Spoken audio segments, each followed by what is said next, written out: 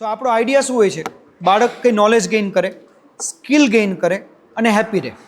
હવે કોઈ પણ પેરેન્ટ એવા નહીં હોય કે એમ કે મારું બાળક પાસે 1000 કરોડ રૂપિયા હોય પણ એ દુઃખી હોય. સો અલ્ટિમેટલી આપણે હેપીનેસ જ ઈચ્છીએ છીએ. ઇવન કરિયર કે સક્સેસમાંથી આપણે શું જોઈએ છે? હેપીનેસ. તો જો આપણે બાળકની હેપીનેસના આસ્પેક્ટ સમજી લઈએ અને એના પર એની લાઈફ બિલ્ડ કરીએ અને એ રિયલાઇઝ કરી લે કે એજ્યુકેશન રિપોર્ટ કાર્ડ માટે કે કરિયર બનાવવા માટે બી નથી, એ ખાલી સ્કિલ કે નોલેજ ગેઇન કરવા માટે છે. અને જો સ્કિલ અને નોલેજ ગેઇન થઈ ગયું તો કરિયર બની જ જવાનું છે. કરિયર કે પૈસા નોલેજ અને સ્કિલની બાય પ્રોડક્ટ છે. કરિયર કે પૈસા માટે કાંઈ કરવાનું જ નથી. આજે મારામાં સ્કિલ છે, આજે સપોઝ મને એક દિવાલ બનાવતા આવડે છે, મને ચણતા આવડે છે સિમ્પલી, તો હું એટલું સરસ ચણી શકું તો હું ક્યારેય અનએમ્પ્લોયડ રહેવાનો જ નથી. પણ જો મને નથી આવડતું હું એ કામ કરવા જઈશ તો એમાં હું ક્યારેય સક્સેસફુલ થવાનો નથી. તો આટલી સિમ્પલ જોબ બી માણસોને ઘણી સક્સેસ આપે છે. આપણે એવા માણસો જોયા છે. એક એક્ઝામ્પલ આપણે ડિસ્કસ કર્યું હતું કે એક પર્સન છે, સૌરાષ્ટ્રમાં જ છે, જે ક્લિનિંગ સર્વિસીસ પ્રોવાઈડ કરીને હજારો કરોડનું એમ્પાયર ડેવલપ કરી ચૂક્યા છે. ખાલી ક્લિનિંગ સર્વિસીસ, ટોયલેટ સાફ કરવાના, બાથરૂમ સાફ કરવાના, ઘર સાફ કરવાની, એવી એક મોટી કંપની છે Urban Clap, Urban Ladder, right. So કોઈ પણ કામ એવું નથી, પણ એ કામમાં તમે તમારી સ્કિલ પ્રમાણે ઇનોવેશન આપી શકો, સો કોઈ ઇશ્યુ નથી. સો જો આપણે એઝ એ પેરેન્ટે સમજી લઈએ કે સ્કિલ આઈડેન્ટિફાઈ કરીએ, બાળકની એબિલિટીઝ આઈડેન્ટિફાઈ કરીએ અને એજ્યુકેશનને રિપોર્ટ કાર્ડ કે ડિગ્રીની જગ્યાએ નોલેજ અને હેપીનેસનું મીડિયમ બનાવી દઈએ તો આપણા બાળકોને ક્યારેય પ્રોબ્લેમ આવવાનો જ નથી. યસ, એકદમ આરામથી ધીરજથી કરવાની છે. કારણ કે આપણી પાસે ઓલમોસ્ટ જોઈએ તો 22-25 વર્ષનો ટાઈમ છે. 3 વર્ષનું બાળક નર્સરીમાં બેસે, 25 વર્ષે એની માસ્ટર્સ ડિગ્રી ઓલમોસ્ટ પૂરી થાય, તો 22 વર્ષનો ટાઈમ છે આ વસ્તુ પ્રોપરલી કરવા માટે. સો ટાઈમ બી ઓછો નથી, પણ મોસ્ટ ઓફ ધ ટાઈમ આપણે જાગીએ છીએ 20 વર્ષ પછી, 18 વર્ષ પછી. એટલે ઇશ્યુ ત્યાં છે. જો આપણે અર્લી, સપોઝ આજે આ 6th, 7th, 8thના પેરેન્ટ્સ છે તો 11-12 વર્ષે જો આ ક્વેશ્ચન કરે છે તો એમની પાસે હજી બીજા 12-13 વર્ષ છે અચીવ કરવા માટે. કોઈ પણ વસ્તુ ઓવરનાઇટ નથી થવાની. તો 12-13 વર્ષ જો આપણે સ્ટેપ બાય સ્ટેપ પ્લાન કરીને ચાલીએ તો આપણા બાળકો માટે એમાંથી એક પણ વસ્તુ ઇમ્પોસિબલ નથી રહેવાની. Yes. Good evening, sir. Good evening. I just wanted to know how to understand whether we are expecting a lot from our kid. Like each parent has a lot of expectations. I just wanted to know, as a child, as a parent, do we expect a lot from them? Yes. I think, ma'am, we should ask this to children. Right? बच्चों, आपको क्या लगता है, parents too much expect करते हैं? Raise your hand अगर आपको लगता है कि पेरेंट्स आपसे टू मच एक्सपेक्ट करते हैं. आपके बाजू में पेरेंट्स बैठे हो इसलिए नहीं. Yes, right? Sir, actually this thing was happened with me also. One student of our school come to me and ask, sir, why everyone is having so much expectation with us? Right. ये हम as ए teachers तो बहुत बार सुनते हैं. Yes. जब कोई भी बच्चे को pressurise, particularly 10th, 11th, 12th के ड्यूरेशन में जब उन पे एक्सट्रीम प्रेशर होता है एग्जाम टाइम पे, उनको लगता है कि भाई हमें परफॉर्म करना है, तो वी हियर दिस के we don't want to study, we want to drop studies, या तो वर्क नहीं करना है, एग्जाम में एब्सेंट रहना है. बिकॉज ऑफ दैट बच्चा एग्जाम में क्यों एब्सेंट रहता है? बिकॉज कहीं ना कहीं उसको एक फियर है कि अगर मैंने परफॉर्म नहीं किया तो मुझे कोई कुछ बोलेगा, मुझे कोई कुछ डांटेगा. So yes, as a parent we always expect too much. And you know, I think reason is कि हमें ये लगता है कि जो मिस्टेक्स हमने की वो हमारे बच्चे ना करें, या हमने जो गलत किया वो पाथ पे हमारे बच्चे ना जाए. But we as a parent should remember one thing, जब हम गलत कर रहे थे तब हमारे पेरेंट्स हमें वही बोल रहे थे जो आज हम हमारे बच्चों को बोल रहे हैं, बट हमने उनकी नहीं सुनी थी. बिकॉज वो एज है अगेन कि चाइल्डहुड में वो मेच्योरिटी नहीं होती कि they take mature decision like an adult. And experimentation and failure childhood का पार्ट है और वो एज में हो भी जाना चाहिए. Because see at the age of 35 या 40 हमारे पास वो ऑप्शन भी नहीं होता एंड वो चॉइस भी नहीं होती कि हम बहुत सारा एक्सपेरिमेंट करके फेल हो. हमारे पास सक्सेस या तो अचीवमेंट का प्रेशर होता है बिकॉज घर चलाना है, राइट, सोसाइटी में कुछ देना है, बच्चों की एज, बच्चों के रिक्वायरमेंट, फैमिली के रिक्वायरमेंट्स. तो एक्सपेरिमेंटेशन एंड फेलियर जितना यंग एज में हो जाए उतना अच्छा, उसमें कोई गलत नहीं है. बिकॉज वो कहीं ना कहीं हमें मैच्योरिटी गेन करवाता है कि मैंने ये कर लिया, ये गलत हुआ, अब वो दोबारा नहीं करना है, राइट. सिंपली जैसे हम चलना सीखते हैं, 2 साल या 3 साल का बच्चा एवरी 10 स्टेप पे एक बार गिरता है, बट हम नहीं गिरते बिकॉज वो 10 बार गिर के ही हमें समझ में आया कि भाई यहाँ पे नहीं गिरना है, इसको जंप करना है, इस यहाँ पे ध्यान रखना है. This applies to every simple aspect of life कि जहाँ पे भी हम एक्सपेरिमेंट करेंगे, जहाँ पे भी फेल होंगे, मतलब बच्चे एक्सपेरिमेंट करेंगे, फेल होंगे, तो वो जल्दी सीखेंगे कि मुझे ये नहीं करना है और मुझे रियली ये पसंद है, मैंने यहाँ ये गलती की, उसको रिपीट नहीं करना है. तो एक्सपेक्टेशन की जगह पे अगर अब उनको एक्सपेरिमेंटेशन का चांस दे कि भाई ओके आपको ये करना है, हम आपसे एक्सपेक्ट करते हैं, फाइन, एज ए पेरेंट आप एक्सपेक्ट कर भी सकते हो, उसमें भी कुछ गलत नहीं है. हमने जो गलती की वो बच्चे ना करे, वो एक्सपेक्टेशन भी गलत नहीं है, बट वो एडवाइस से नहीं, वो एक्सपीरियंस से बच्चे सीखे तो वो प्रोबेबली आपकी बात मानेंगे. So what can be done is आप उनको वो गलती ना करने की, एक्सपीरियंस करने की स्पेस दो. कि अगर उनको ये ना कहे कि बेटा खराब फ्रेंड्स मत बनाओ, या तो रात को जल्दी सो जाओ, सुबह जल्दी उठो. खराब फ्रेंड्स ना बनाने से अच्छा एक बच्चा एक खराब फ्रेंड बना के वो एक्सपीरियंस कर ले कि भाई इसका रिजल्ट मेरी लाइफ में क्या आया, और वो यंग एज में एक्सपीरियंस कर ले, जिससे मैच्योर एज में या जहाँ लाइफ में मेजर इंसिडेंसेस होंगे वहाँ पे वो चीज़ बाद में करेंगे ही नहीं. तो एज ए पेरेंट हम एक्सपेक्टेशन तो वही रखें, क्योंकि वो भी एक रिक्वायर्ड पार्ट है लाइफ का कि बच्चा हमसे आगे बढ़े, हमसे और अच्छा हो, हमने जो गलती की वो ना करे, बट वो गलतियाँ एक्सपेरिमेंटेशन के फॉर्म में हो, वो गलतियाँ ना करे, उसको फ्रीडम मिले और वो एक्सपीरियंस करके ये सीखे कि भाई ये गलती मुझे क्यों नहीं करनी है, इसका मेरी लाइफ में नेगेटिव इम्पैक्ट क्या आया, तो वो एक लाइफ लेसन रहेगा इंस्टेड ऑफ एन एडवाइस.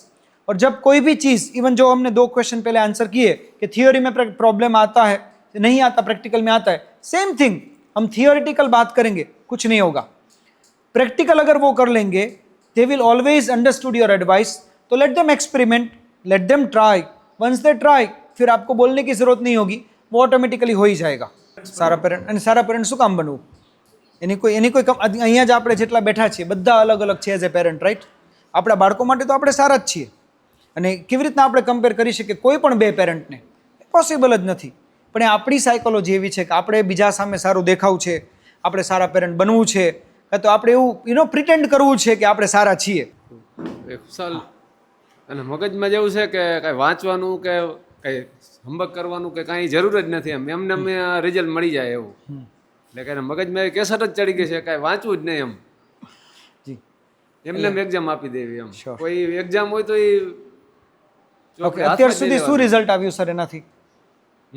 દોસ્ત, અત્યાર સુધી એ વસ્તુથી તમને શું રિઝલ્ટ મળ્યું?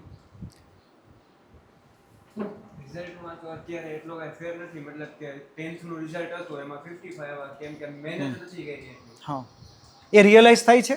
ઇફ જો હજી હું મહેનત કરી હોત હા, તો 85 80 અપ હું કરી હોત. Very well. તો 11 12થમાં શું ચેન્જ કરશો? 11 12th માં તો એક્સપેક્ટેશન છે કે 90 અપ. એમની પર્સન્ટેજની વાત નથી, પણ જે ભૂલ 10થમાં થઈ એ જ ભૂલ 11 12થમાં ના થાય એના માટે શું કરશો? એના માટે કે જે 10th લગી તો અત્યારે હાલતું હતું કે શું કરવું જોઈએ શું ન કરવું જોઈએ ખબર જ નથી. હવે 11thમાં આવ્યા, ખબર પડી કે મહેનત કરી તો હજી વધારે કંઈક થઈ શકે છે, તો હજી મહેનત કરવાની જરૂર છે એમ. તો એ રિયલાઇઝ થયું? હા, એ મહેનત ચાલુ થઈ કે નથી થઈ? પ્રોસેસમાં છે હજી. Right. So C I think sir તમારો ક્વેશ્ચન વેલિડ છે, એ વસ્તુ એમને રિયલાઇઝ થઈ ચૂકી છે કે મહેનત ના કરે તો રિઝલ્ટ આવતું નથી.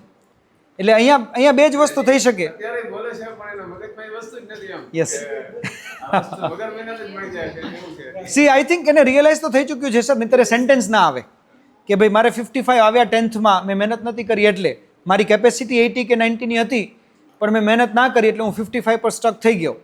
એ વસ્તુ એમને રિયલાઇઝ કરેલી છે કે જો હું મહેનત કરીશ તો હું 80 90 પર જઈ શકીશ. સો પહેલો ક્વેશ્ચન એ છે 80 90 આવશે તો મજા આવશે? ઓફકોર્સ મજા આવશે, રાઈટ? તો એના માટે શું કરવું પડશે? હાર્ડવર્ક. સો એના માટે ક્યાં અટકાય છે કે મહેનત નથી થતી? મતલબ કે ડિસ્ટ્રેક્શન્સ લાઈક ફોન, ગેમ્સ, સો Friends. એ ક્વેશ્ચન ઓલરેડી આપણને બી આવ્યો. એનું સોલ્યુશન શું? એનું સોલ્યુશન કે આપણે ટાઈમ ડિવિઝન કરીએ છીએ. રાઈટ, મતલબ કે એક સ્પેસિફિક ટાઈમ હોવો જોઈએ કે આ ટાઈમે આ જ વસ્તુ થવી જોઈએ. રાઈટ. તો આમાં આપણે સર એક વસ્તુ કરી શકીએ, જો ડિસ્ટ્રેક્શનના કારણે મહેનત ના થતી હોય, સપોઝ ફોન છે એમાં 4-5 કલાક નીકળી ગયા અને સાંજ પડી ગઈ ને સ્ટડી ના થઈ શક્યું, right? So as a parent તમે કદાચ એવું કરી શકો કે ફોનનો પાસવર્ડ બાળકો પાસે ના જાય. આ એક બહુ જ ઇમ્પોર્ટન્ટ આજના ડેની મેટર છે કે પેરેન્ટ્સ હેપીલી બાળકોને પાસવર્ડ આપી દે છે. એક વખત પાસવર્ડ આપ્યા પછી એના પર કંટ્રોલ નથી કરી શકતા. ફોન કે ટેકનોલોજી સાથે ક્યારેય ક્વેશ્ચન નથી, કારણ કે ટેકનોલોજી યુઝફુલ થઈ શકે, લાઈફ બનાવવા માટે યુઝફુલ થઈ શકે, પણ જો તમે એનો પાસવર્ડ ના આપો, એને આપવો છે એટલો ટાઈમ ખાલી તમે ઓપન કરીને ફોન આપો તો તમે એનો ટાઈમ રિસ્ટ્રિક્ટ કરી શકશો. બીજું એવું કંઈ કરી શકાય, કદાચ સેલ્ફ ડિસિપ્લિન કે સેલ્ફ કંટ્રોલની જો વાત કરવી હોય તો આપણે સ્કૂલથી ઘરે પહોંચ્યા પછી હોમવર્ક પૂરું થયા પછી જ કોઈ પણ ડિવાઇસને ટચ કરવું. કે ભાઈ આપણે 2 વાગે ઘરે પહોંચ્યા, લંચ કર્યું, ફ્રેશ થયા, 3 સાડા 3 સ્ટડી કરવા બેઠા, 5 વાગ્યા સુધી હોમવર્ક પૂરું થયું, પછી ફરજિયાત 1 કલાક ફ્રેન્ડ સાથે રમવા જવું જ, કારણ કે ફિઝિકલ ફિટનેસ એટલી જ ઇમ્પોર્ટન્ટ છે જેટલું બીજું કંઈ પણ. 6 વાગે આવ્યા પછી આપણે 1 કે 1.5 કલાક રીડિંગ પૂરું કરીએ અને પછી 7:30 થી 10:30 ભલે ફોન લઈએ. તો જો આ શેડ્યુલ બી આપણે કંઈક પણ કરી શકીએ તો ઇવેન્ચ્યુઅલી જે ડિસ્ટ્રેક્શન 6 કલાક છે એમાંથી આપણે 2 કલાક કે 3 કલાક એને રિડ્યુસ કરી શકીએ. પણ અલ્ટિમેટલી એ સેલ્ફ ડિસિપ્લિનની વાત છે, એ પેરેન્ટ્સ તરફથી એ વસ્તુ રિસ્ટ્રિક્ટ કરવાની વાત છે. અને એમાં એક એવી મેટર આવે છે કે જ્યારે આપણે બધા નાના હતા ત્યારે એક મેટર હતી પેરેન્ટ્સના ડરની, શિક્ષકોના ડરની. આજે ગવર્મેન્ટના રૂલ્સથી, ફેમિલી રિક્વાયરમેન્ટ્સથી કે સોશિયલ ચેન્જીસથી એ વસ્તુ નથી. ઇવન આપણે એવું કોઈ નથી કહેતા કે બાળકો ડરે, રાઈટ? એ રિક્વાયર્ડ નથી કે બાળક ડરે, પણ યસ, એટલો ડર કે ખોટું કરવું ના જોઈએ, એટલો ડર કે કોઈ પણ ખોટી વસ્તુ કરતાં બાળક અટકે, એ તો પેરેન્ટિંગ માટે રિક્વાયર્ડ છે. એ નેગેટિવ નથી. 100% ડર ના હોવો એ પોઝિટિવ નથી, રાઈટ? ક્યાંય ને ક્યાંય જો કોઈને લોનો ડર નહીં હોય તો બધા શું કરશે? તો આખી સોસાયટીમાં એવી સિચ્યુએશન આવશે, ગમે ત્યાં ચોરી થશે, ગમે ત્યાં કોઈનું ખૂન થશે, ગમે ત્યાં કંઈ પણ થશે. તો ડર એ ખરાબ વસ્તુ નથી. જે ડર એક્સ્ટ્રીમ હતો એ ખરાબ વસ્તુ હતી. તો બાળક કંઈ પણ ખોટું કરે એના માટે એને પેરેન્ટ્સનો ડર હોય એ રિક્વાયર્ડ છે, અને એ પેરેન્ટ્સે રાખવો પણ જોઈએ કે બાળકને એટલું તો રિયલાઇઝ થાય કે હું ખોટું કરીશ તો મને એની પનિશમેન્ટ મળશે. કેવી રીતના આપવી એ પેરેન્ટ્સને જોવાની વાત છે. તો એ ડર એસ્ટાબ્લિશ કરવો બી ક્યાંક ને ક્યાંક નેસેસરી છે. એ ડરથી જ સ્ટ્રિક્ટનેસ આવશે, એ ડરથી જ ડિસિપ્લિન આવશે. અને જો 2 ઓપ્શન અત્યારે આપણી સામે છે કે એક ડરથી ડિસિપ્લિન આવે અને એક બીજું તમે સેલ્ફ ડિસિપ્લિન લાવી શકો કે ભાઈ મારે મારી લાઈફ માટે આ કરવાનું છે. 55 આવ્યા તો એમાં પેરેન્ટ્સનો કંઈ લોસ નથી, 90 આવશે તો પેરેન્ટ્સનો કંઈ ગેઇન નથી. જે ગેઇન કે લોસ છે ઇન્ડિવિજ્યુઅલી તમારો છે. તો પોતાની લાઈફ માટે જો આપણે આપણો ટાઈમ વેસ્ટ કરશું તો અલ્ટિમેટલી આપણી જ લાઈફ બગડવાની છે, બીજા કોઈની નહીં. જો આટલું સેલ્ફ રિયલાઇઝેશન તમે કરી શકો અને એ ડિવાઇસીસને સાઈડમાં મૂકીને ફિક્સ ટાઈમ આપણું સ્ટડી કે એ પૂરું કર્યા પછી આપણે કોઈ પણ ડિવાઇસ કે બીજું ડિસ્ટ્રેક્શન તરફ અટ્રેક્ટ થઈએ તો આ પ્રોબ્લેમ ઇઝીલી સોર્ટ થઈ શકે, રાઈટ? સો 2-3 પોઈન્ટ સમરાઇઝ કરીએ તો એક, બાળકોને અનસુપરવાઇઝ ડિવાઇસ ના મળે. પાસવર્ડ પેરેન્ટ્સ પાસે જોઈ, બાળક પાસે નહીં. બીજું, થોડો ઘણો પેરેન્ટલ પ્રેશર કે ડર જરૂરી છે, એમાં કંઈ ખરાબ નથી. અને ત્રીજું કે એ રિયલાઇઝ થાય તમને પર્સનલી કે મારી લાઈફ માટે મારે સ્ટડી કરવાનું છે, પેરેન્ટ્સ માટે નથી કરવાનું. સારું થશે વધારે કમાશો તો એ તમે જ યુઝ કરી શકશો, ખરાબ થશે ઓછું કમાશો તો પેરેન્ટ્સ કંઈ એમાં ચેન્જ નથી કરી શકવાના. સો પોતાના માટે કરવાનું છે, એની મહેનત પોતાને જ કરવાની છે. Good evening sir. Good evening sir. ये जो सवाल है it's little bit specific, it's common to all parents also as a parent. जैसा सेकेंडरी से सीनियर सेकेंडरी आ गया बच्चे, aspirations changes. So there is like the preparation for NEET, engineering entrances, CA, lawyer. So जो normal study है, after that the child comes home, child is so much occupied. Yes. Then the tuitions, then the coaching entrances, and there is a homework from the school side, assignments, project, then tuition homework. The child is so engrossed in that, and by the time it comes to 8 or 9 o'clock, and both the parents are so employed and engaged, in situation where I don't find the development of life skill in my child. Yes. So life skill development is very important, because without which the child won't be able to solve the problems in the future. Yes. So my questions are on 3 grounds: academic on one side, life skill development on one side, and time management. So can you just please suggest some advice, or can you suggest some areas in how I can Yes, balance sir. all this together? Thank you, sir, sir. I think मैं इसका answer Hindi में देता हूँ so everybody will understand. ये question 90% से ज़्यादा parents को है कि 6th स्टैंडर्ड 7th स्टैंडर्ड के बाद बच्चे इतने ऑक्यूपाइड है कि उनके पास कोई चीज़ का टाइम ही नहीं है. So they don't go out to play, बाहर खेलने नहीं जाते, फ्रेंड्स के साथ टाइम नहीं है, सोशल फंक्शंस वो अवॉइड करते हैं, पर्सनल डेवलपमेंट के लिए टाइम या तो गाइडेंस नहीं है. Answer is very simple. अगर हम सिंपली बात करें तो मोस्ट ऑफ द प्रॉब्लम कि बच्चा पूरा दिन एकेडमिक्स में इन्वॉल्व है बिकॉज हम कहीं ना कहीं ये सोच के चलते हैं कि एकेडमिक्स इज़ लाइफ, रिजल्ट लाना is ultimate purpose, right, and we don't understand life as a whole. अगर हम यही आइडिया हमेशा याद रखें कि भाई पर्पस ऑफ लाइफ, हमारे बच्चे की पर्पस ऑफ लाइफ क्या है, to achieve something and be happy, to achieve anything, मेरा रिजल्ट से ज़्यादा मेरी लाइफ स्किल्स या मेरी एबिलिटीज इंपॉर्टेंट है. अगर ये एज ए पेरेंट हमारे माइंड में क्लियर रहेगा तो हम इतना स्ट्रेस बच्चों को रिजल्ट पे नहीं देंगे जितना स्ट्रेस उनके डेवलपमेंट में देंगे, जितना स्ट्रेस उनकी हैबिट्स फॉर्म करने पे देंगे. सो इट कुड हैपन कि भाई बच्चा 1.5 आवर स्टडी करे, 2 आवर स्टडी करे, और अगर ये 2 आवर स्टडी करके उसके 70% आ रहे हैं इंस्टेड ऑफ 90, तो वो हम एक्सेप्ट कर ले एज ए पेरेंट, वो हम एक्सेप्ट कर ले. बिकॉज कहीं ना कहीं मोस्ट ऑफ द टाइम, जैसे आज स्कूल में स्टडी हुआ, स्कूल के स्टडी से बच्चा 70-80% रिजल्ट ला रहा है, तो पेरेंट्स क्या करते हैं कि 80 इज़ नॉट इनफ, तो एक ट्यूशन चालू करो जिससे उसका 80 का 90 आए. सो 1.5 आवर का ट्यूशन हुआ. अब बच्चा 1.5 आवर का ट्यूशन है, 15 मिनट 20 मिनट पहले जाता है, बाद में आता है, तो वो 2.5 आवर का एक स्लॉट ऑलरेडी वहाँ गया. सो एक 2.5 आवर ऑलरेडी गया. 1.5 आवर का होमवर्क हुआ, फिर शाम को आके ट्यूशन का होमवर्क, फिर कोई ना कोई टेस्ट आ रहा है तो उसका प्रिपरेशन. सो बच्चा अगर 2:30 भी घर आता है और 6 आवर ऑक्यूपाइड रहता है, इट्स ऑलरेडी 8:30. और सुबह का उठा हुआ बच्चा दोपहर में बिना सोए 8:30-9 o'clock एग्जॉस्ट हो जाता है. So they don't have time for anything. Why this problem? It's because we wanted कि हमें 75% नहीं 90 चाहिए. अगर हम यही सिंपली इतना एक्सपेक्ट कर ले कि 75 और 90 में इतना बड़ा डिफरेंस नहीं है, बट अगर मेरा चाइल्ड 2 आवर्स 1.5 आवर अपनी लाइफ स्किल डेवलपमेंट पे, सोशल स्किल डेवलपमेंट पे, या तो इवन कोई भी ऐसी चीज़ जो उसको पसंद है वो करने पे टाइम स्पेंड करे, तो that will add more value than 90% report card. Right. So अगर इतना सिंपल एक्सेप्टेंस पेरेंट्स के माइंड में आ जाए तो ये रेस खत्म हो जाएगी. अगर ये रेस खत्म हो जाएगी तो हमें डॉक्टर, इंजीनियर, CS बनाने की जगह पे वी विल मेक श्योर कि हमारे चाइल्ड में जो स्किल है उसके डेवलपमेंट का हम टाइम दें. सो ये साइकोलॉजी चेंज करने का मैटर ज़्यादा है instead of doing anything else. As a parent हम एजुकेशन सिस्टम को या एजुकेशन को, लाइफ स्किल को, बच्चे की पर्सनल एबिलिटीज़ को, तीनों को इक्वल टाइम दे.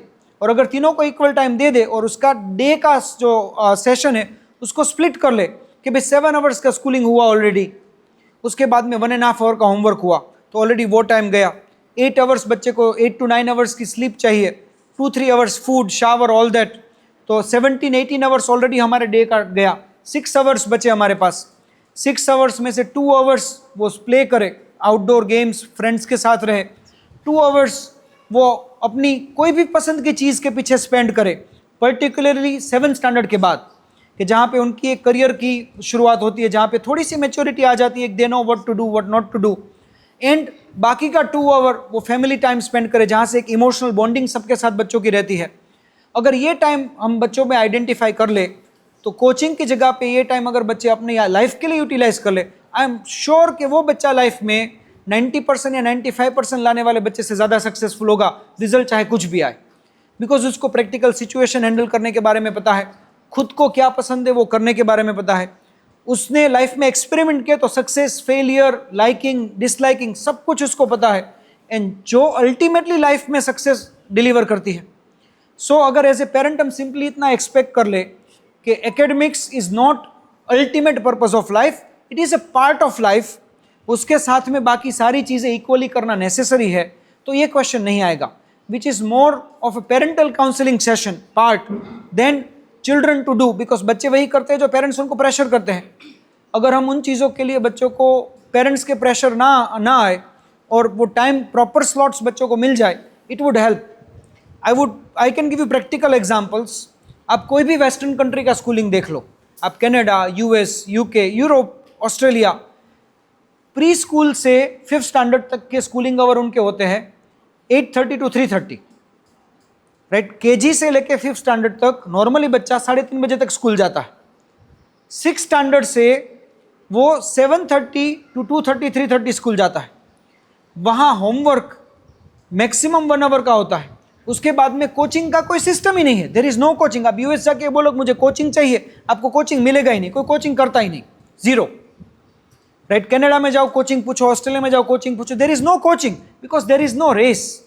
वहाँ कभी PTM में पेपर देख के पेरेंट्स से डिस्कस नहीं करते कि मेरे बच्चे का 2 मार्क कम हुआ, मेरे बच्चे का 4 मार्क कम हुआ. वहाँ डिस्कशन ये होता है कि तेरी ये गलती क्यों हुई, how can we correct it. और इवन जो टीचिंग है, उसका जो होमवर्क है which is more practical. Every vacation में मेरी नीस एक यूएस है, कनाडा है, मेरे brother in law sister in law वहाँ है, मेरा नेफ्यू ऑस्ट्रेलिया है, तो उनके बच्चे से जब हम बात करते हैं तो उनका समर वेकेशन होता है, उसमें कंपलसरी है कि बच्चा 15 दिन फायर डिपार्टमेंट में जॉब करेगा, 15 दिन पुलिस स्टेशन में जॉब करेगा, 15 दिन वो कम्युनिटी सर्विस करेगा, टाउन हॉल में जॉब करेगा, जो उसको लाइफ स्किल से अभी से एसोसिएट करता है. अब हमारी गवर्नमेंट ये सर्विसेज नहीं प्रोवाइड करती. एज ए पेरेंट हम कर सकते हैं, तो हम बच्चों को रेस में इंक्लूड ना करें, हम रिजल्ट की चिंता ना करें, उसकी जगह पे लाइफ स्किल बिल्डिंग पे एज ए पेरेंट हम फोकस करने लगे. और कोचिंग या रिपोर्ट कार्ड की जगह पे हम सिर्फ इतना ध्यान रखें कि भाई बच्चा अपना at least some portion of time खुद के लिए, जो चीज़ उसको हैप्पी करती है उसके लिए, फैमिली के लिए, फिजिकल एक्टिविटी के लिए, एंड अपनी लाइफ में आगे उसको जो बनना है उसकी स्किल्स डेवलप करने के लिए स्पेंड करे. फिर रिजल्ट क्या है उससे बहुत ज़्यादा मैटर नहीं करेगा. सो ये अगर हम पेरेंट्स को समझा ले, I think everything is going to be fine.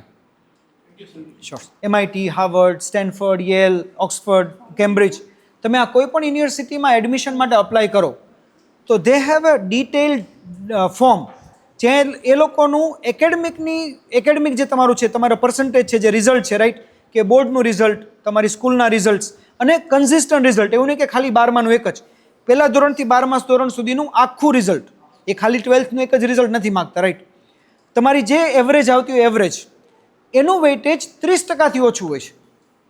આપણે નોર્મલી શું માનીએ કે રિઝલ્ટ આવ્યું એટલે ટોપ યુનિવર્સિટીમાં એડમિશન મળી ગયું. ના, એનું વેઇટેજ 30%થી ઓછું હોય છે.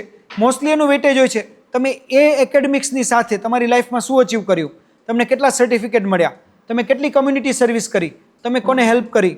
તમે સપોઝ એમ કહો છો કે મને આ સ્પોર્ટ્સ ગમે છે, તો એ સ્પોર્ટ્સમાં તમે ડિસ્ટ્રિક્ટ કે સ્ટેટ સુધી ગયા કે નહીં. તમે એમ કહો છો કે મ્યુઝિક, આર્ટ, ડાન્સ ગમે છે, તો તમે એમાં સ્ટેટ કે નેશનલ લેવલ સુધી ટીવી શોમાં ક્યાંય ગયા છો કે નહીં. તમે સ્કૂલમાં કોઈ એસોસિએશનનો પાર્ટ છો કે નહીં, તમે સોસાયટી માટે શું કર્યું છે. આ બધા જ પ્રૂફ તમારે આપવા પડે છે. ખાલી લખવું પડે એમ નહીં, તમારે એના પ્રૂફ આપવાના છે. એનું ઇન્ટરવ્યૂ થશે અને ઇન્ટરવ્યૂમાં એ લોકો એના ક્રોસ ક્વેશ્ચન કરે, અને જો એ ક્વેશ્ચનમાં એમને એવું લાગે કે આ ખરેખર એ ચાઇલ્ડે કરેલું છે તો જ ટોપ યુનિવર્સિટીઝ એડમિશન આપે છે. કારણ એ લોકો બહુ ક્લિયર છે, એમને ઇન્ટેલિજન્ટ માઇન્ડની જરૂર છે, ગોખણિયા માઇન્ડની જરૂર નથી. ઇન્ટેલિજન્ટ બ્રેઇન છે ને એ ખાલી સ્ટડીઝથી નથી થતું. જે ઇન્ટેલિજન્સ છે એ સોસાયટી સાથે રહેવાથી, માણસો સાથે કામ કરવાથી, સિચ્યુએશન હેન્ડલ કરવાથી આવે છે. સો ટોપ યુનિવર્સિટીઝની એડમિશન પ્રોસેસમાં એકેડમિક્સ બહુ નાનો પાર્ટ હોય છે. જો આ વસ્તુ આપણે એઝ એ પેરેન્ટ સમજીએ તો પ્રોબેબલી આપણે આ વસ્તુ માટે બાળકોને અત્યારથી પ્રિપેર કરી શકીએ. અને આ રીઝન છે કે યુએસ, કેનેડા, ઓસ્ટ્રેલિયા કે યુરોપમાં તમને ટ્યુશન નથી મળતા, કારણ કે એકેડમિક્સ મેજર પોર્શન છે જ નહીં. એકેડમિક્સ તો એટલા માટે છે કે જે વસ્તુ પેરેન્ટ્સ ઘરે શીખડાવી નથી શકતા એ એનો એક્સપર્ટ એટલે કે ટીચર તમને સ્કૂલમાં સમજાવી દે, એ કન્ટેન્ટ કે એ નોલેજ તમને ક્લિયર કરાવી દે, જેનો તમે લાઈફમાં યુઝ કરી શકો. And that's it. એનાથી વધારે એકેડમિક્સનો બીજો કોઈ પાર્ટ જ નથી. સો એ વસ્તુ એક સમજવાની છે. એવું એક એક્ઝામ્પલ છે, આપણી સ્કૂલનો એક ચાઇલ્ડ હતો જેને SAT કરીને એક્ઝામ હોય યુએસમાં, તમારે ટોપ યુનિવર્સિટીઝમાં એડમિશન લેવું હોય તો એમાં અરાઉન્ડ 1550 પ્લસ સ્કોર હતો, અને એને ટોપ યુનિવર્સિટીમાં એડમિશન ના મળ્યું. 1600માંથી 1550 બહુ જ સારો સ્કોર કહેવાય. બહુ ઓછા બાળકોને આવો સ્કોર આવે. 1580, 1590 વાળા બાળકોને રિજેક્શન આવ્યું અને એમને ત્યાં એડમિશન ના મળ્યું. સામે એક ચાઇલ્ડ અમદાવાદનો હતો, જે બાળક 7મા ધોરણથી દરરોજ રાત્રે હોટેલમાં જાય, ત્યાં જે ફૂડ વેસ્ટ થયેલું હોય એ બધું ફૂડ કલેક્ટ કરે અને ઝોપડપટ્ટીમાં જઈને આપી આવે. આટલું જ કામ 7મા ધોરણથી 12મા ધોરણ સુધી એ બાળક દરરોજ આ જ કરે. એને આ એક કામ પરથી ટોપ યુનિવર્સિટીમાં એડમિશન મળ્યું અને 1580, 1590 વાળા બાળકોને ના મળ્યું. કારણ કે એ લોકોને મતલબ જ નથી કે તમે કેટલું ગોખી શકો છો અને કેટલી ઇન્ફોર્મેશન રિટેન કરો છો. એમને એવા માણસોની જરૂર છે કે જે સોસાયટીમાં ચેન્જ લાવે, જે એકચ્યુઅલી ઇન્ટેલિજન્ટ છે, જે સ્માર્ટ છે, રાઈટ. સો એ વસ્તુ લાઈક સરે જે ક્વેશ્ચન પૂછ્યો એ વસ્તુ એનાથી જ આવશે કે બાળક ભણવા સિવાયની બીજી વસ્તુઓમાં એંગેજ થાય, કે ખાલી રખડપટ્ટી કે ખાલી ભણવાથી આ વસ્તુ નથી આવવાની. તો એઝ એ પેરેન્ટ, કારણ કે બાળકો જાતે આ વસ્તુ નહીં કરી શકે, એ 7મા ધોરણના બાળકે જ્યારે ચાલુ કર્યું હશે ત્યારે એના પેરેન્ટ એને દરરોજ રાત્રે લઈ જતા હશે, એ ફૂડ કલેક્ટ કરવા આવતા હશે, ઝૂંપડપટ્ટી સુધી લઈ જતા હશે, ત્યાં ડિસ્ટ્રીબ્યુશન કરાવતા હશે, કારણ કે બાળકથી આ કરવું પ્રેક્ટિકલી પોસિબલ નથી.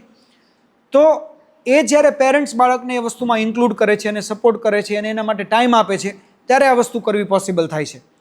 તો જો આપણે અગેન એ થોટને ચેન્જ કરી લઈએ કે ભાઈ ખાલી એકેડેમિક્સ નહીં, એક કમ્પ્લીટ પર્સનાલિટી કે કમ્પ્લીટ હ્યુમન ડેવલપમેન્ટ માટે કામ કરવાનું છે, તો everything will fall in place. Good evening, sir. As a student, we all have a timetable, but we follow it for 2 days and then we are again back to routine which we were following. So how can we follow that same routine for like at least for a week and make it a habit? Okay, I think as a student નહીં, as everybody, આપણા new year resolutions કે કાલથી gym ચાલુ કરવું છે, આજથી dieting શરૂ કરવું છે, right, never works out. So it's not only for you guys, it's for everybody, I guess. And it's, I think, human nature. Any change is difficult. कोई भी change difficult होता है. The reason is કે કોઈ પણ સિચ્યુએશનમાં આપણે હોઈએ, એ સિચ્યુએશનમાં આપણે એટલે જ હોઈએ કે આપણે કંઈક વસ્તુ ડિલે કરી હોય કે ના કરી હોય, રાઈટ. આપણે આજે સપોઝ વેઇટ ગેઇન કરીએ, શું કામ? કે આપણે ફૂડ પર ધ્યાન ના રાખ્યું, કે એક્સરસાઇઝ માટે સ્લેક આવ્યું. Same thing applies to everybody from childhood to adulthood. So to make anything into habit, what we know and what we suggest, do it for 100 days, not for a week. કોઈ પણ વસ્તુને habit બનાવવા માટે ઓછામાં ઓછા 100 દિવસ જોઈએ. અને એક મેનેજમેન્ટ પ્રિન્સિપલ એમ કહે છે કે કોઈ પણ બિઝનેસ કે કોઈ પણ હેબિટ 1000 દિવસે થાય. આપણે એની જગ્યાએ 100 દિવસની વાત કરીએ તો એનો સિમ્પલ રસ્તો એ છે કે કોઈ પણ ના ગમતી વસ્તુને ગમતી વસ્તુ સાથે એસોસિએટ કરી શકાય. કે આપણને સપોઝ મ્યુઝિક સાંભળવું ગમતું હોય, તો આપણે જીમમાં જઈએ ત્યારે જ મ્યુઝિક સાંભળીએ તો પ્રોબેબલી એ મ્યુઝિક સાંભળવા માટે આપણે જીમ જઈશું, રાઈટ. ઓર આપણને સપોઝ સ્ટડી ટાઈમ ટેબલની વાત છે, તો આપણે સ્ટડીને કોઈ હેપીનેસ કે રિવોર્ડ સાથે એસોસિએટ કરી શકીએ કે જો આપણે આપણું સ્ટડી પૂરું કરી લઈશું તો આપણને મોબાઈલ મળશે, જો આપણે આપણું સ્ટડી પૂરું કરી લઈશું તો આપણે બહાર રમવા જઈ શકશું, જો આપણે સ્ટડી પૂરું કરીશું તો આપણને એનો લાઈફ ટાઈમ રિવોર્ડ મળશે, because we have knowledge. A knowledge આપણી લાઈફમાં કામ આવવાનું છે. તો જે વસ્તુ નેચરલી ના ગમતી હોય એને ગમતી વસ્તુ સાથે જો એસોસિએટ કરી દેવામાં આવે અને એને નાના નાના પીસીસમાં જો ફોલો કરવામાં આવે, કે ઇટ્સ નોટ પોસિબલ કે આજે કોઈ ચાઇલ્ડને આપણે એમ કહીએ કે 8 અવર્સ સ્ટડીઝ કાલથી શરૂ કરો, પણ આપણે એને એવું કરી શકીએ કે ભાઈ 1 અવરના 2 સ્લોટ્સથી ચાલુ કરો, એ પછી 3 સ્લોટ્સ કરો, પછી 4 સ્લોટ્સ કરો, એને સ્મોલ સ્લોટ્સમાં ડિવાઈડ કરીને કોઈ ગમતી વસ્તુ સાથે એસોસિએટ કરીએ તો it's easy and I think it's doable. અને ધેર આર ડેઝ કે જ્યારે આપણને એ વસ્તુ ના ગમતી હોય, જ્યારે આપણને એ વસ્તુ કરવી ના ગમે, ત્યારે આપણે એને પ્રોબેબલી આપણી સાથે કોઈ એવા પર્સનને રાખીએ કે જે આપણને ફોર્સફુલી કરાવે. કિડ્સ માટે તો પેરેન્ટ્સ ઓલવેઝ હોય જ છે કે નહીં આ કરવાનું જ છે, it's not an option. But as a adult આપણે પ્રોબેબલી આપણા ફ્રેન્ડ કોઈ એવી ઇન્ડિવિજ્યુઅલ પર્સનને આપણી સાથે રાખી શકીએ કે જે એ વસ્તુ કરવા માટે આપણને એન્કરેજ કરે.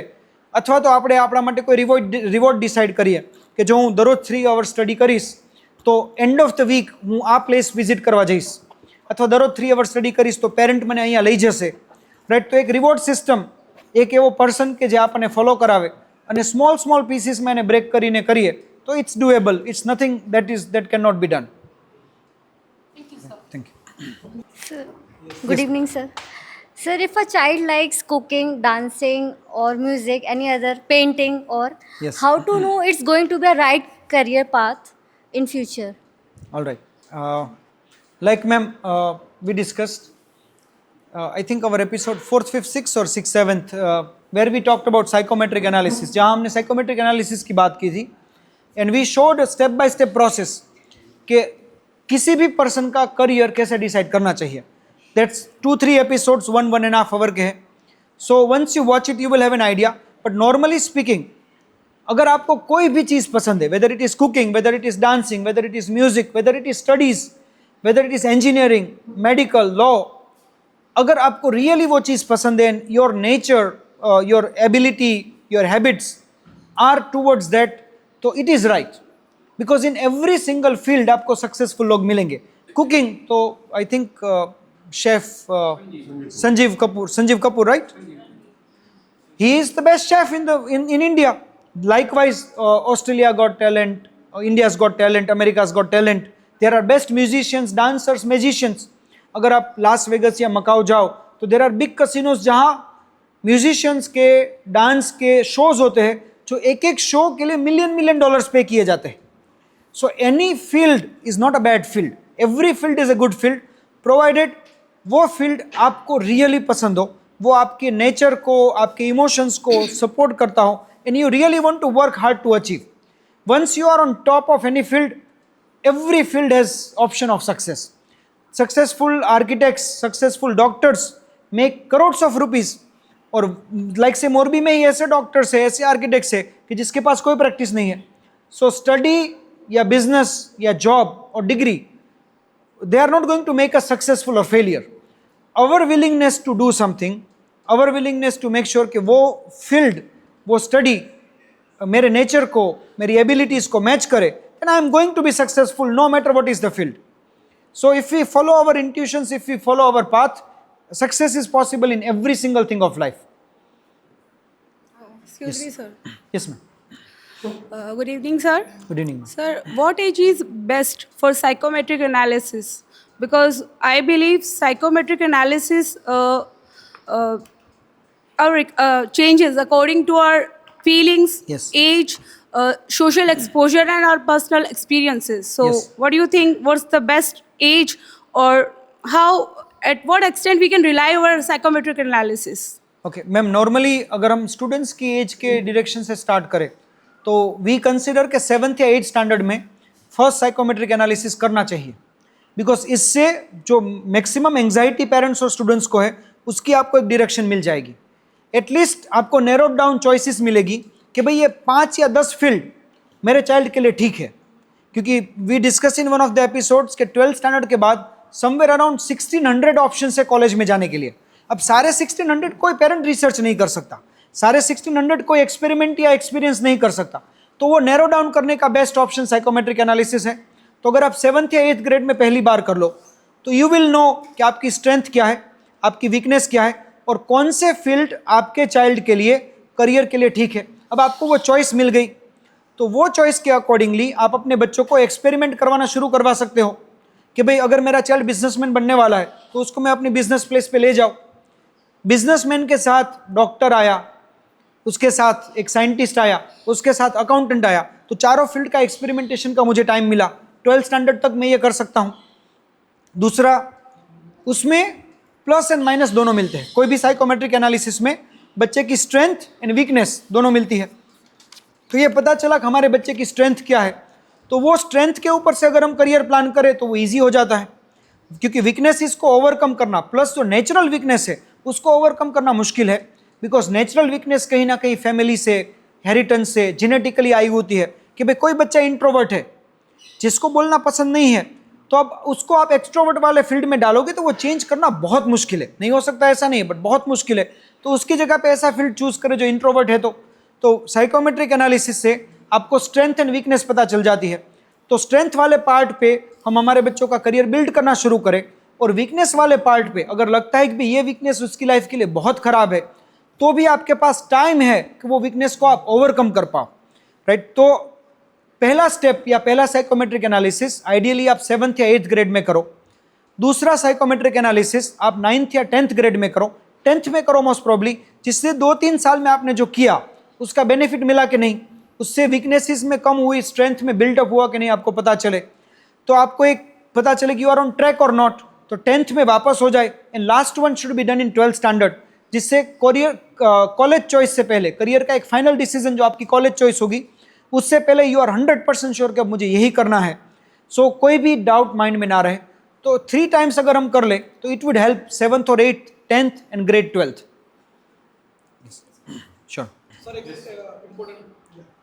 Yes.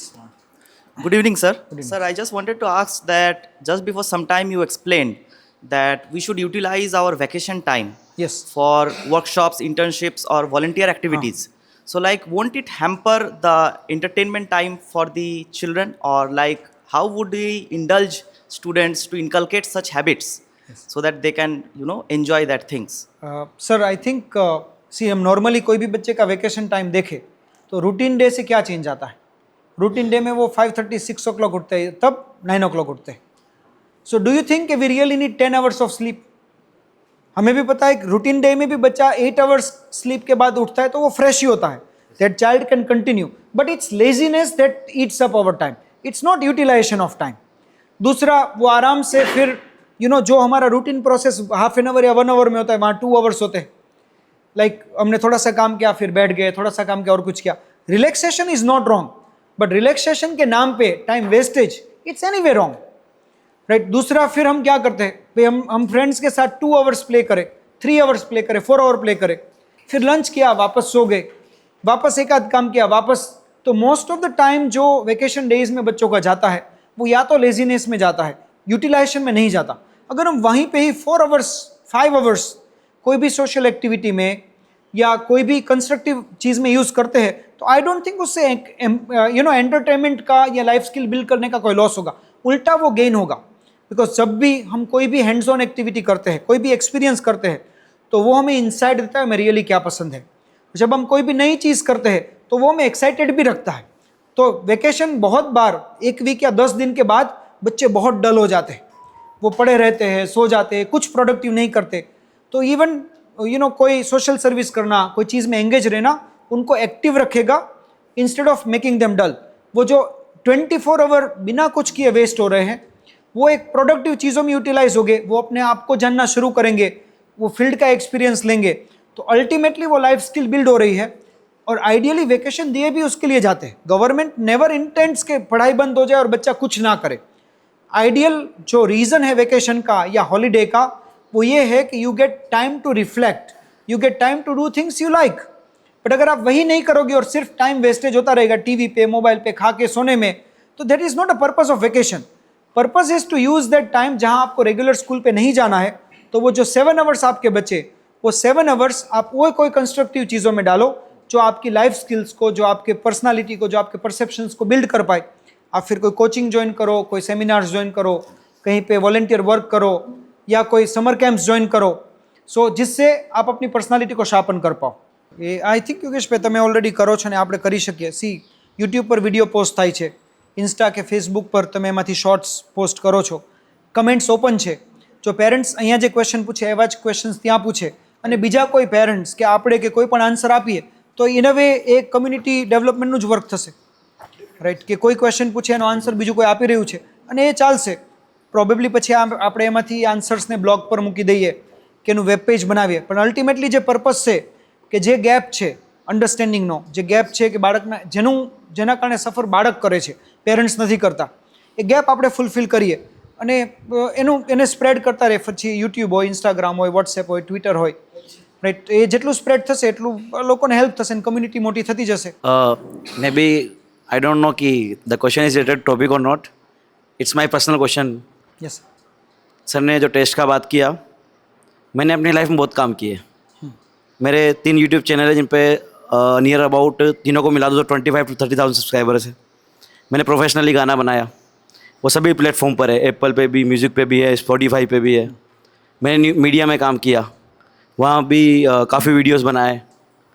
उसके बाद में कभी मुझे डॉग ट्रेनर बनना होता है, मैं टीचर तो हुई सही, तो क्या मेरी एज वाले पर्सन को भी ऐसा कोई टेस्ट करना चाहिए? क्योंकि मैं बहुत कन्फ्यूजन हूँ लाइफ में, लिटरली मुझे बहुत कुछ करना है। और सब में मैंने पैसा भी इन्वेस्ट किया है, ऐसा नहीं है कि मनी इन्वेस्ट नहीं किया। Yes I think sir psychometric analysis तो हम कभी भी कर सकते हैं। एंड अगर आपको करियर चेंज करना हो तो साइकोमेट्रिक एनालिसिस करके करियर चेंज करना it's wise, because at least you would know कि आप जो चेंज करना चाहते हो वो आपके नेचर को, आपकी इमोशंस को सूट करता है कि नहीं। तो वो तो एनीबडी कैन डू इट, इसमें कोई एज स्पेसिफिक लिमिट नहीं है and anybody and everybody can do it. But yes, career change करने से पहले एक बार कर लिया हो तो we would be little more clear. And बहुत बार ये भी हो सकता है you could be saved, right. कि भाई म्यूज़िक हमें अपलोड करना था, उससे पहले कर लिया, पता था कि भाई we are not very good in music, तो वो इन्वेस्टमेंट भी नहीं होता और वो एक बैड एक्सपीरियंस भी नहीं होता। Actually sir I want to make 4 more, yes 4 song more। No in general for everybody, right. तो मतलब it helps to make sure कि हम गलत चॉइसेस ना करें।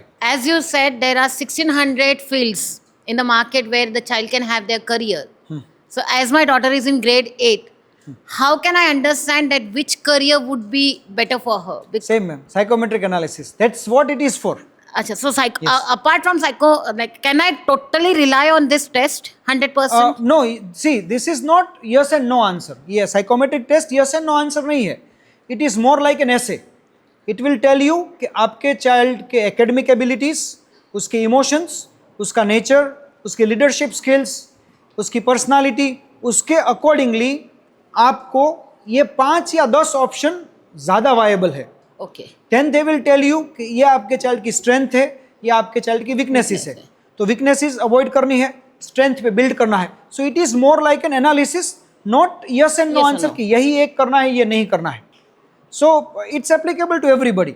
एंड इफ यू थिंक एक टेस्ट पे रिलाई नहीं कर सकते, that's why we are saying कि एक 7th या 8th ग्रेड में, एक 10th ग्रेड में, एक 12th ग्रेड में, so we can even track the path.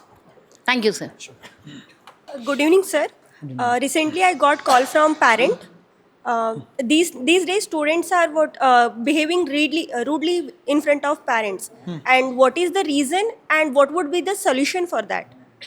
I think ma'am this demands, हम आगे जो एपिसोड्स की बात कर रहे थे कि we are going to go age wise. अब हम एज वाइज या स्टैंडर्ड वाइज एपिसोड्स बनाएंगे या ग्रुप वाइज बनाएंगे प्रोबेबली, कि pre school grade 1 to 3, grade 4 to 8, grade 4, 5, grade 6 to 8, you will get answer in there.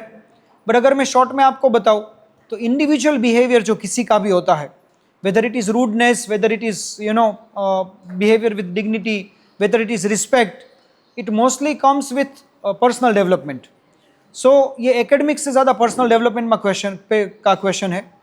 And as a parent अगर हम या एज ए टीचर अगर हम ये समझे कि everybody should be good human being, सबको अच्छा ह्यूमन बीइंग होना पहले ज़रूरी है, बाकी सक्सेसफुल होना, फेलियर होना, पैसा कमाना, नहीं कमाना, that is always secondary.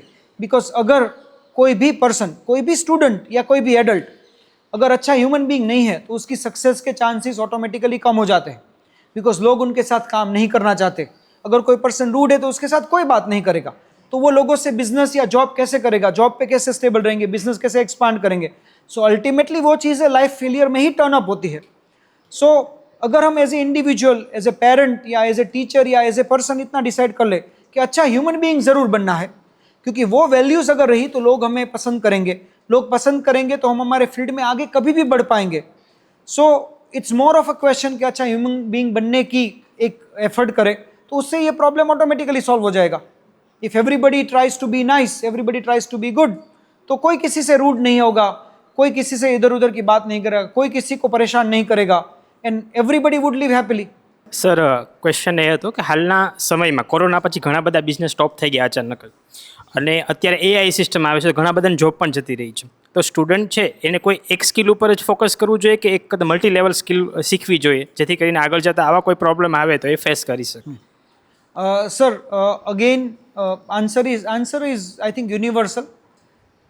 C કોઈ પણ પર્સન નોર્મલી 3 થી 5 સ્કિલ માસ્ટર કરી શકે. બહુ એક્સેપ્શનલ માણસો હોય કે જે એનાથી વધારે સ્કિલ્સ માસ્ટર કરી શકે. બાકી એક નોર્મલ તમે પર્સન જુઓ તો એક સ્કિલ બી લાઈફમાં માસ્ટર નથી કરી શકતા. 90% લોકો એક સ્કિલ બી લાઈફમાં માસ્ટર નથી કરી શકતા, નહીતર તો એ સ્કિલમાં એ ટોપ પર જતા રહે. આપણે બહુ બધી સ્કિલ થોડી ઘણી માસ્ટર કરી હોય એવું બને. અને જ્યાં સુધી કરિયરનો ક્વેશ્ચન છે તો ઇવન લાઈક સે આજે એઆઈ આવ્યું તો બધા કમ્પ્યુટર એન્જિનિયરની જોબ નથી ગઈ, રાઈટ? તો એઆઈ કોડિંગવાળાની જરૂર પડશે, એઆઈનો કોડ લખવાડાની જરૂર પડશે, એઆઈને ડેટા હેન્ડલ કરવાની જરૂર પડશે. તો સ્કિલ હંમેશા ચેન્જ થતી વાત છે. સ્કિલ શું છે કે ભાઈ કમ્પ્યુટરનું કોડિંગ એ સ્કિલ છે, તો એવું નથી કે કમ્પ્યુટરનું કોડિંગ ખાલી એક રેગ્યુલર જોબમાં જ અપ્લાય થઈ શકે, એ એઆઈના કોડિંગમાં બી અપ્લાય થઈ શકે, એનું ડેટાબેઝ મેનેજમેન્ટ હોઈ શકે, એની ઇન્ફોર્મેશન ફીડિંગ હોઈ શકે. સો સ્કિલ ક્યાંય વેસ્ટ નથી જતી. તમે એક સ્કિલ બી જો 100% માસ્ટર કરી શકો તો આઈ ડોન્ટ થિંક ફેલિયરનો ક્યાંય ક્વેશ્ચન જ છે. અને બીજું, સક્સેસ અને ફેલિયર પેરામીટરથી કંઈક લાઈફમાં કરવું જ ના જોઈએ. જે કરવાનું છે બેઝિકલી લાઈફ માટે કરવાનું છે. જો એ પેરામીટરથી આપણે કંઈ ડેવલપ કરશું તો હેપીલી ડેવલપ કરશું. અને પછી કોઈ પણ ચેલેન્જ આવશે તો એ ચેલેન્જને એક્સેપ્ટ કરવાની છે. અને મોડિફિકેશન અને લર્નિંગ લાઈફ લોંગ પ્રોસેસ છે. એ એક વખત થતી કે સ્ટડી સાથે પૂરી થતી પ્રોસેસ નથી. આપણે બધા દરરોજ કંઈક નવું શીખીએ છીએ, તો આપણે એવું કેમ એક્સપેક્ટ કરી લઈએ છીએ કે સ્ટડી પૂરું થયું તો મારે એ સ્કિલમાં આગળ કંઈ કરવાનું જ નથી. સ્ટડી પૂરું થયું હોય તો ખાલી સ્ટાર્ટ છે કે ભાઈ મને હવે કોઈ આ ફિલ્ડમાં જોબ આપશે, પછી તો જોબનો એક્સપિરિયન્સ એ પ્રેક્ટિકલ જ આપણને એ ફિલ્ડમાં માસ્ટર કરે છે. સો એક સ્કિલ કે 2 સ્કિલ કે 5 સ્કિલથી કંઈ ફરક નહીં પડે. આપણો જે નેચર છે, આપણી જે એબિલિટીઝ છે એના પર બિલ્ડ કરીએ, એ ફિલ્ડમાં કામ કરીએ, ને જે ચેલેન્જીસ આવે છે એને એક્સેપ્ટ કરીએ અને એડેપ્ટિવ રહીને એ ચેલેન્જીસમાં વધારે ડેપ્થમાં કરીએ. અને આઈ થિંક યોગેશભાઈને એનો વધારે આઈડિયા છે, કારણ કે એ જ ફિલ્ડથી છે ઓલરેડી. આઈ થિંક યોગેશભાઈ આપણા એક્સપિરિયન્સીસ, ઇવન પેરેન્ટ્સના એક્સપિરિયન્સીસ વધારે મેટર કરે, કારણ કે એ ફિલ્ડના આપણે છે જ્યાં ડેઇલી ક્વેશ્ચન્સ આપણે રિસીવ કરીએ છીએ. અગેન આપણો જે થોટ કે આઈડિયા હતો સ્કૂલ કી બાત શરૂ કરવાનો, એ જ આપણો એક્સપિરિયન્સ છે. અને એક્સપિરિયન્સ છે એટલે જ આ થોટ છે. બટ કમ્યુનિટી બિલ્ડિંગ, માણસો સાથે એમના લાઈવ ક્વેશ્ચન્સ ઓલવેઝ મજા આવે, કારણ કે એક ફેસ ટુ ફેસ ઇન્ટરેક્શન, અને એ આપણને હેપીનેસ બી આપે કે એક પ્રોબ્લેમ સોલ્વ થયો, કોઈ એક માણસને આન્સર મળ્યો, કોઈ એક ચાઇલ્ડને એક ડિરેક્શન મળી. So it's always very pleasure to have this experiences. Very much happiness we get, we feel very happy કે જ્યારે આપણે ફેસ ટુ ફેસ કોઈનો ઇશ્યુ સોલ્વ કરીએ, ફેસ ટુ ફેસ આપણે કોઈને હેલ્પ કરી શકીએ. So there is nothing more than this we can do, I think, achieve in life to make a life better, right, to help somebody to achieve their goals and dream in life. Great, sir. Thank you so much. Thank you. તો sir best part આજનો મને લાગ્યું કે student પણ આવે છે. Yes. અને એક નવી એનર્જી આ પોડકાસ્ટનો એક્સપિરિયન્સ કરી રહ્યો છું. કેમ કે પેરેન્ટ્સ તો જો બધા એક્સપિરિયન્સથી મેચ્યોર જે થઈ જાય તો એમના ફેસીસ થોડા આમ ગુસ્સામાં જોતા હોય એવું મને લાગે છે. તો સ્ટુડન્ટના જ્યારે ક્વેશ્ચન જ્યારે હું સાંભળું છું કે સ્ટુડન્ટથી ઇન્ટરેક્ટ કરું છું ત્યારે બહુ મજા આવે. Yes. Thank you so much, sir. Sure, Ganesh. Thank you everyone.